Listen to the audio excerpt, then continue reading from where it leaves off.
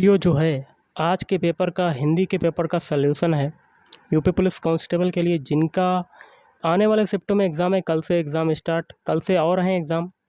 तो बोलो कि इस वीडियो को हिंदी के वीडियो ज़रूर देख के जाइएगा, क्योंकि इसमें हम लोग जितने भी क्वेश्चन है विद आंसर के साथ देखने वाले हैं। तो वीडियो स्टार्ट करने से पहले आप लोगों से एक बात कहूँगा, जो लोग नए हैं तो प्लीज़ चैनल को ज़रूर सब्सक्राइब कर लें। चलिए शुरू करते हैं। सबसे पहले देखिए प्रश्न संख्या 38 से 42 तक गद्यांश है आपका।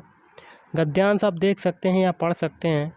तो गद्यांश क्या है? शिक्षा को वैज्ञानिक, थोड़ा सा कलर पतला कर लेते हैं गाइस, वैज्ञानिक और प्राविधिक मूलाधार देकर हमने जहां भौतिक परिवेश को पूर्णतया परिवर्तित कर दिया है और जीवन को अप्रत्याशित गतिशीलता दे दी है, वहां साहित्य, कला, धर्म और दर्शन को अपनी चेतना से बहिष्कृत कर मानव विकास को एकांगी बना दिया है।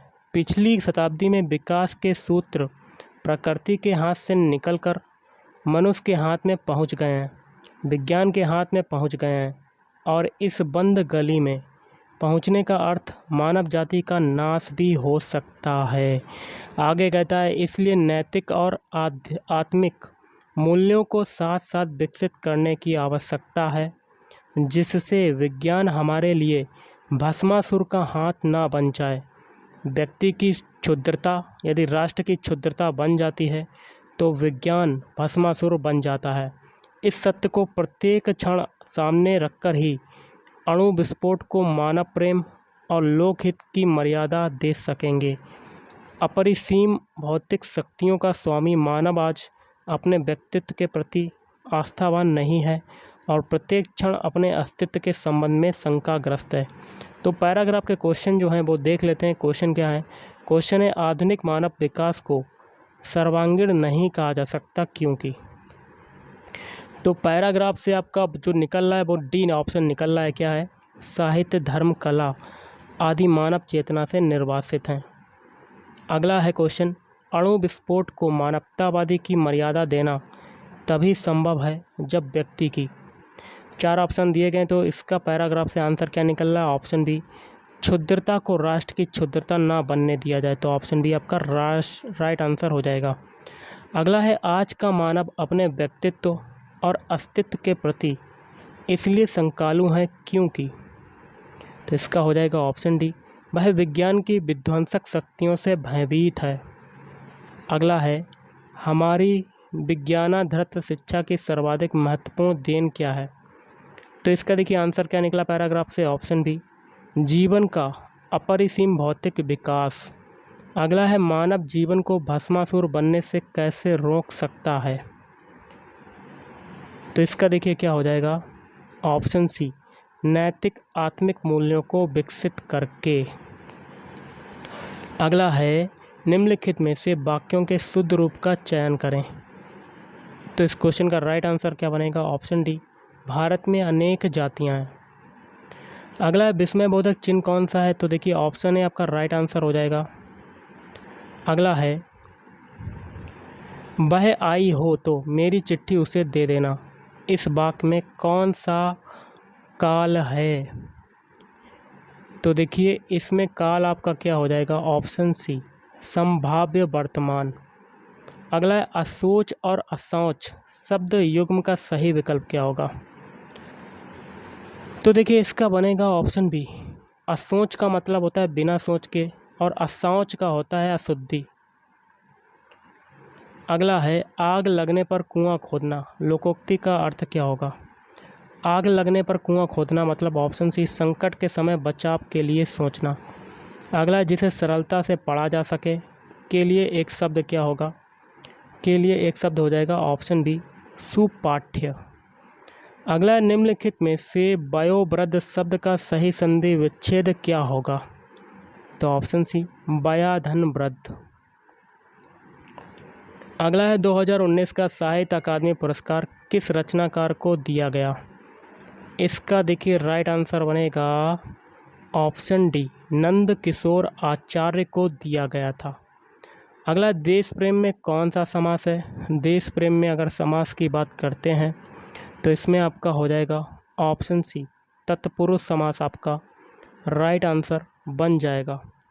अगला है जुबान पर लगाम ना होना का अर्थ क्या होता है? तो इस क्वेश्चन का राइट आंसर क्या बनेगा? ऑप्शन सी, अनावश्यक रूप से स्पष्टवादी होना। अगला है, निम्नलिखित में से कौन सा अमृत शब्द का पर्यायवाची शब्द नहीं है? देखिए, अमृत शब्द का पर्यायवाची अमी तो होता है, सुधा भी होता है, लेकिन सोम भी होता है, लेकिन क्षीर नहीं होता है। क्षीर किसका होता है? खीर का। अगला, कौन सा वर्ण दंत्य नहीं है?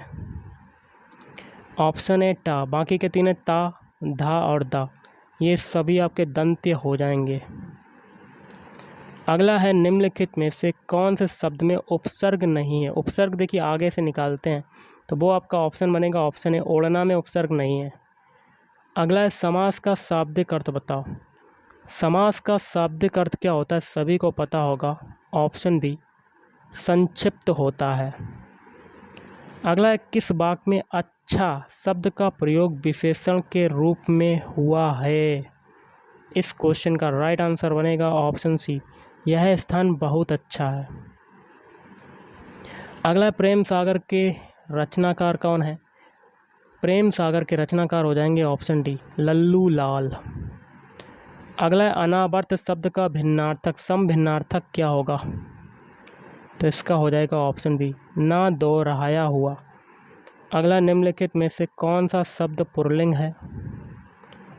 तो ऑप्शन डी, क्षेत्र। अगला, क्या भूलूं क्या याद करूं हरिवंश राय बच्चन की आत्मकथा श्रृंखला का कौन सा भाग है?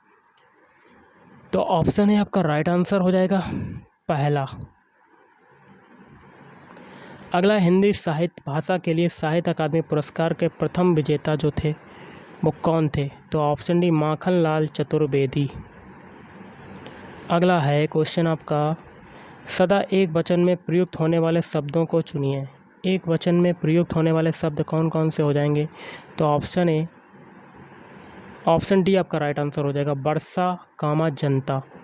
अगला, राजा शब्द के लिए पर्यायवाची शब्द चुनिए। राजा शब्द के लिए पर्यायवाची शब्द हो जाएगा ऑप्शन सी, नरेंद्र। अगला है, निम्नलिखित में से मूक का अनेकार्थक शब्द कौन सा नहीं है?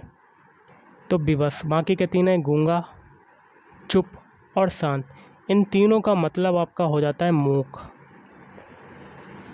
अगला देख लेते हैं, निजवाचक सर्वनाम का प्रयोग किस वाक्य में हुआ है? तो ऑप्शन ए, आप भला तो जग भला।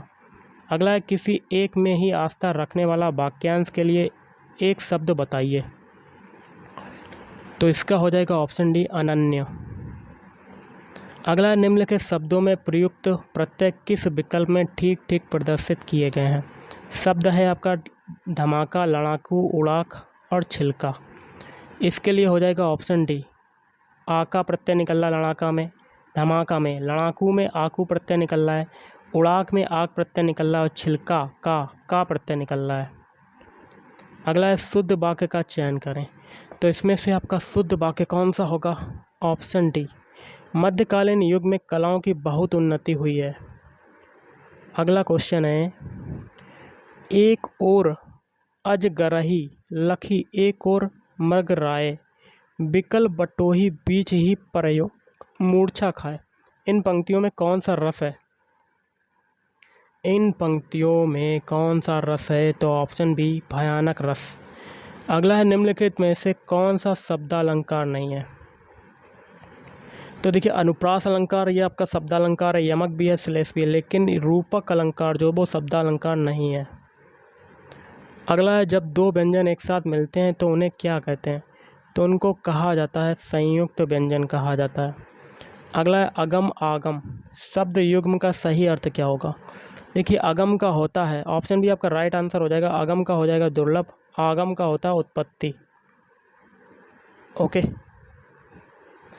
अगला है आपका, मैंने आम खा लिया है वाक्य में प्रयुक्त काल है, कौन सा काल है?